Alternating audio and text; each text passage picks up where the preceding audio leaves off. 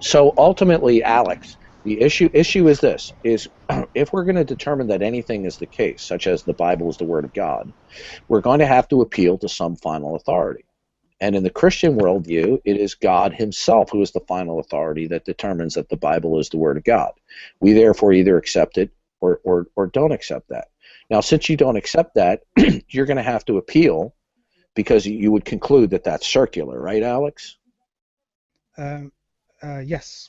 Okay, good. So then you would have to appeal to some other final authority from your worldview to determine anything is the case. And in this particular case, it would be the nature of the Bible. Now, it could be anything. It doesn't matter what that subject is. It could be the inspiration of the Bible. It could be anything else. So what would be your final authority? and and how would that appeal to that final authority? Not be circular, Alex. Well, it seems that any appeal to a final authority, as you've said, would be circular. So it raises the question, why would you appeal to it in the first place? Because all final Secondly, authorities are hang on a second. circular. Well, yeah. Once so raises the question, why would you try to appeal to it? The problem that then brings up is that how do you distinguish one circle from the next? Why is the next circle not as good as that a final Well, authority in the same sense? because some types of circular reasoning are recognized as fallacious, but if we conclude that all circular reasoning is fallacious, that would be a self-refuting statement. Well, that seems what? I no If that if that's we that that's well, that let me how let does me that just flesh follow? it out for you. Let me flesh it out for you, okay? And just feel to jump in because I don't have a problem when you interject because you're not obnoxious, right? Um, I if we say that some forms of circular reasoning um, is vicious, I think that that's universally agreed upon, right? Would you agree with that, Alex? No, I would say that all circles are fallacious. No, no, no. I know that, but that's I'm getting to that, right? But you and I would be in agreement, and in fact, everyone in the room here, I'm sure, would agree that some forms of circular reasoning um, is fallacious, right? Uh, I don't think I, there's anybody who I, would say that all forms of circular reasoning is not fallacious, right? So we no, hang on, no. You know what? I am gonna because I'm not. I don't profess to be, a philosophical buff or anything. I'm not either. So right then, the question is, how do you recognize a non-fallacious circle? Um, because the a non-fallacious one would be one that would be your ultimate authority. But you've just all circles are ultimate authorities in themselves. So how do you recognize a No, non-fallacious the circle? point I'm trying to start out with is that we agree that some forms of circular reasoning are necessarily fallacious, right?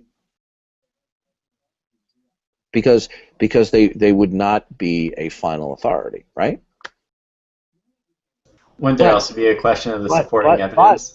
but well, I'll just move on because I think I'm saying, Darwin's. What I'm saying is that it seems to me, without any other criteria, that all circles are final authorities within themselves, and we still have no way of distinguishing fallacious ones from okay, good. non-fallacious ones. Okay, good. Therefore, what you just said is invalid. It's self-refuting.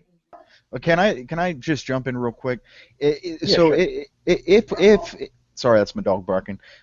If we do grant that all circular reasoning is in fact fallacious and one ought not believe in a fallacious argument, then we have to accept the fact that no one has justification to believe in the external world around us. Or Given that if anything, we or anything, right, Jake.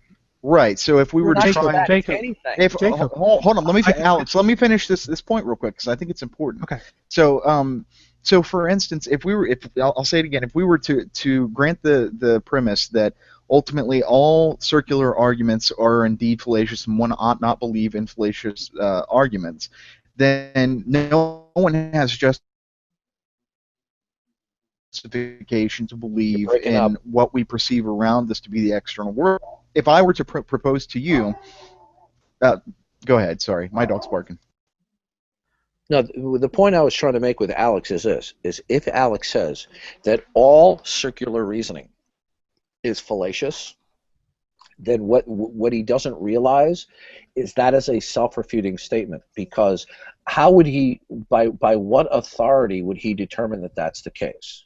And he could only do so by appealing to a final authority that that is the case, and that in fact would be circular. Why can't I appeal to axiomatic principles? And Because that would be circular. Yeah, axioms by definition are themselves circular. That's exactly right. What? No, that doesn't follow. Yes, it does follow. An axiom is a starting point that you assume. Okay, and by right, how is that circular? How is that circular? It's circular by nature. How so? It's circular when you go to provide try to attempt to provide any sort of argument with regard to that axiom. Hang on, but that's a completely different claim. No, your starting point is, instead of saying using the word axiom, let's say your starting point is X. Okay, right. That's your starting point. Now, in my case, in Jacob and David's case, our starting point, is the God of the Bible. Right? Now, that's not your starting point. Now, from your point of view, our starting point is circular. Right? Right, Alex? It's only circular. It is only circular when you use it to conclude that the God of the Bible exists. Is it circular when you go to conclude that the external world around you is real? I don't conclude that. Okay. So you don't believe that the external world around you in fact is real? Of course I do.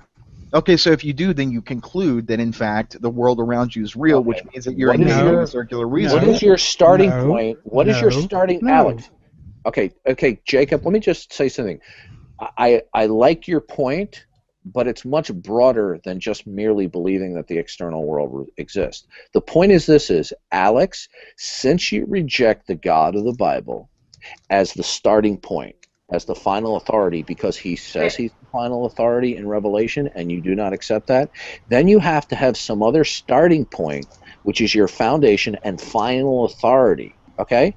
Now, by what means can you determine that starting point in your worldview determines what the nature of reality is without being circular? Hopefully I can give you... You know what? We've gone back and forth in this, and I've got to jump off, and then I'll pass it on to Evolution, because I think they wanted to say something. And I'll leave it with this analogy, and hopefully this will help you alleviate these issues. Can a race be run if the track is a straight line? Can a race be run if the track is a straight line? Right, because you're arguing that the only way for a race to be run is that it is a circular track. No, that's not what I'm saying. What I'm saying. Right. So why can't you have a starting point? What I'm stating. Hang on a second, because I'm going to say this, and you can say whatever you want afterwards. What I'm saying is, you have a starting point, and you move forward from there. In what way? What is the argument that shows that axioms are circular? I grant you that it is circularity to say that I presuppose something to then conclude something, but I don't conclude these things, Jacob. I assume them, and I go from there, and it's a straight line from there. That's circular, Alex. What's the argument for that? You make the argument for that, and I will be listening in. When you start from an axiom that you don't, when you say, okay, this is my starting point, and you don't appeal to any other external justification for that starting point, then you assuming that starting point is by virtue circular.